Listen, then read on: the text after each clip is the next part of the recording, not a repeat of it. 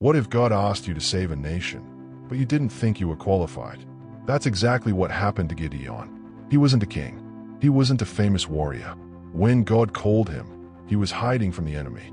Yet Gideon would go on to lead one of the most unlikely victories in the entire Bible. From fear and doubt to courage and faith, his story remains one of Scripture's most powerful lessons.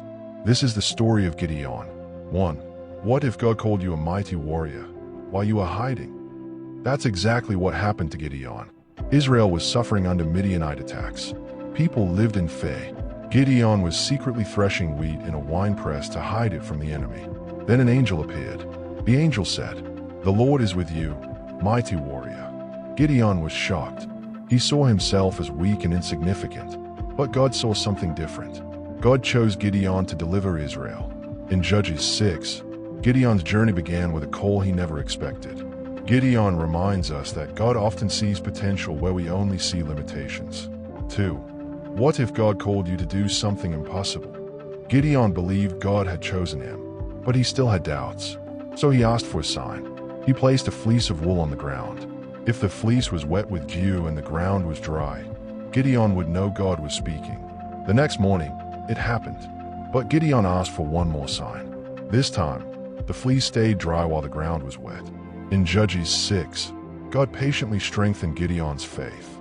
Gideon reminds us that God can meet us even in our moments of uncertainty. 3. Would you go into battle with only 300 men? Gideon started with 32,000 soldiers, but God said the army was too large. If they won, Israel might think they had saved themselves. So God told Gideon to send men home. Thousands left. Then God reduced the army again. When it was over, only 300 men remained. The odds looked impossible, but that was exactly the point. In Judges 7, God showed that victory comes from him, not human strength. Gideon reminds us that God can do more with less than we can imagine. 4.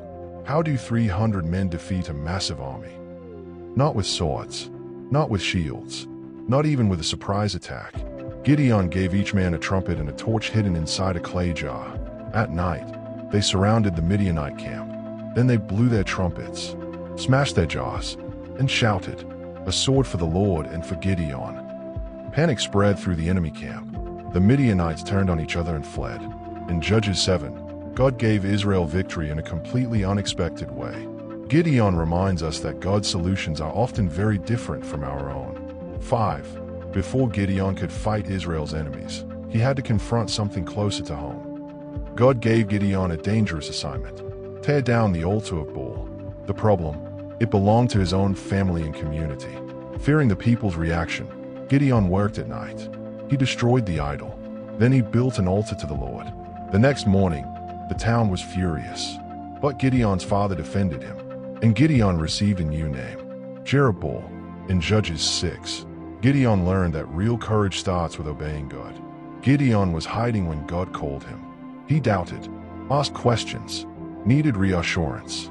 Yet God patiently transformed him into a leader who trusted God enough to face impossible odds, and witnessed one of the greatest victories in biblical history. His story reminds us that God doesn't always call the qualified. Often, he qualifies the called. Like, subscribe, and follow for more Bible stories and biblical history.